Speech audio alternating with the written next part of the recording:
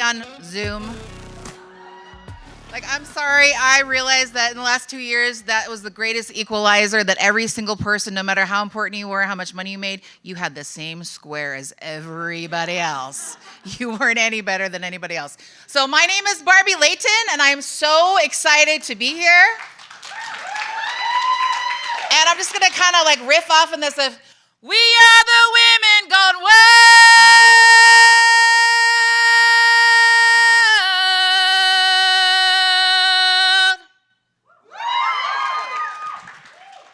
So I've been a born performer my whole life, and most people didn't want me to be.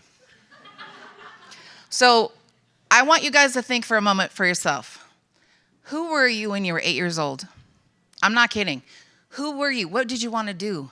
Did you want to be a baseball player, an astronaut, a singer, a cheerleader, something like that? When I was 8 years old, I was in my living room with my mom's candy high heels, if you remember those. I had a little set nightgown on.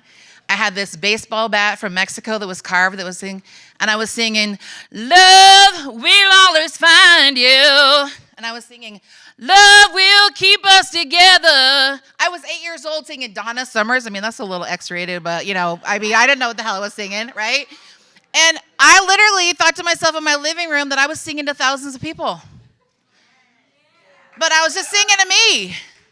So if you imagine for a moment who you were when you were 8 years old, and then you could take that and monetize it and become the person that you want to be, because that is your purpose, that is your mission, that is what you are meant to do. Instead of like, I need to grow up, get a degree, I need to get a job, I need to have 2.5 children. What's the 0.5 child? I have no idea what the hell that looks like. Sorry, picket fence, all that other kind of stuff. We were told, as Rhonda said, we were told all these things that we were supposed to want. And very, very vulnerable share too. I lived in Austria in the eastern part. In 1986, I was an exchange student, which is a fabulous experience. But I was in the first radius of Chernobyl. And when I came back home, my body put on 190 pounds within 9 months. Just like, had no idea. No doctor could tell me, nothing. I literally was at a store one time and I literally hit something with my butt and I was like, oh, okay, hell, that was my booty. Like I just hit something. But that put me on this journey. I released 210 pounds in the last 20 years and kept it off. And the thing about it is I'm still big and bodacious, and that's just the way it's gonna be.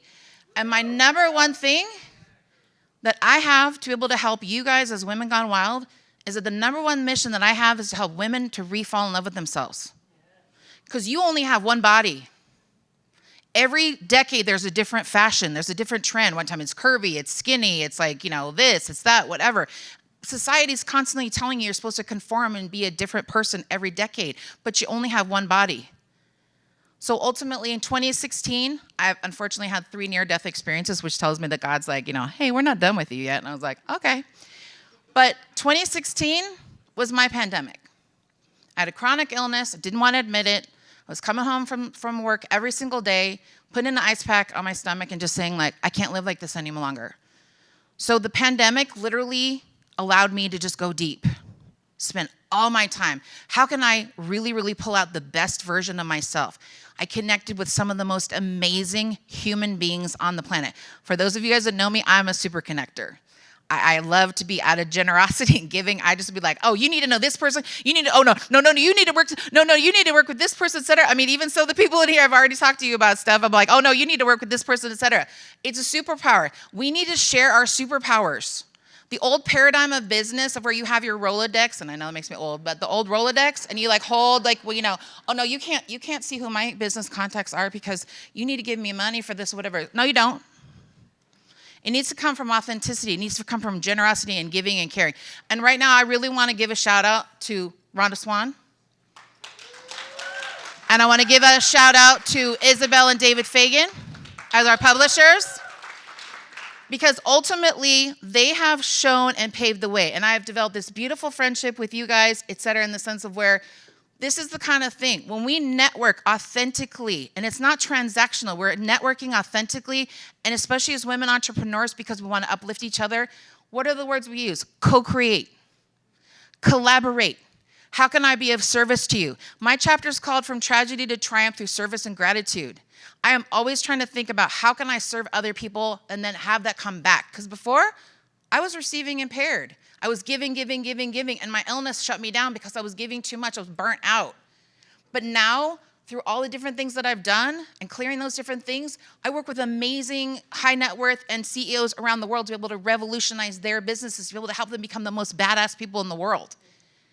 But it's through heart-centeredness. It's not about take. What can I take from you? It's about how can I have this reciprocal flow?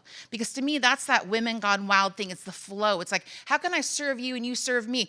And big learning that I found was that the law of attraction is not about I give you this and you give me that. It's I'm going to help you with this, Kimberly, and on the flip side, the universe has got my back someplace else. And if you can find that message and realize that that is that beautiful flow of knowing that when you're terrified, do it. Knowing that the what and the why is your job, but the how is going to be up to the universe. And it's going to figure it out for you. So there are many obstacles that I faced to be able to get onto the stage today. But I'm here. You're here. We're all live in person in 2022 after a really big paradigm shift for a lot of us. Some people didn't make it out so good. And nobody's ever going to deny the realities of what happened, etc. But my number one message to everybody is gratitude. Gratitude is a frequency. It is something that allows you to be able to manifest things into your life. If you are in a dire strait, one of the things that really allowed me to catapult with having fans worldwide was when I did talks, I said, look, you have nameless people that have kept the lights on for you. You have nameless people that kept the water on for you. You have a stove, you have a dishwasher, you have a shower, you have a sink. I bless every single one of those things. When I pay my bills, I say, thank you for providing my cable company service for me. Thank you that if I look at the gas prices, yeah, they suck. But instead, if I look at it and I say, oh, thank you that I have $100 in my bank account that I can pay for this gasoline with the freedom for the automobile that I have to be able to take me wherever I want to. It's a paradigm shift. Because the gasoline price is not going to change, whether we complain about it or not. But we're programmed to complain. So don't hang out with complainers. Hang out with the other people that are going to say, you know what? Yeah, this really sucks because we can't do spiritual bypass. Hang out with the people that say, yeah, we know that was not great. Yeah, I'm not down with this. But process your emotions and then find the people. The most important people are the 5 people that you hang around with. Make those your people. Allow yourselves to be able to cheerlead for each other.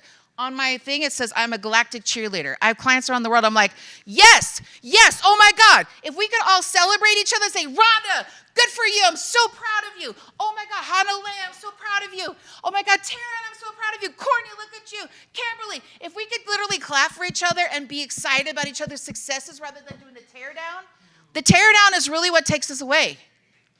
And it's what doesn't allow us to shine. There's no star in the sky with the full midnight sky. There's no star in the sky that looks at another star and says, stop shining so brightly. You're pissing me off.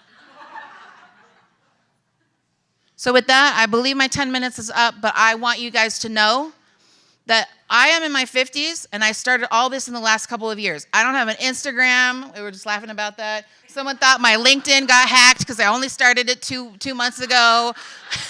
I literally just started a YouTube channel. I think I have like 10 views. So it's like, it's not about your social proof and how many followers you have. It's about your message. It's about your heart. It's about you. Are you real? Are you genuine? Because guess what? If you're real and genuine, people are going to want to know you. They're going to pay you. They're going to want to do whatever they want to do to be able to be with you because you are amazing. That's the name of my show. That's what I love to do. I love to highlight people. So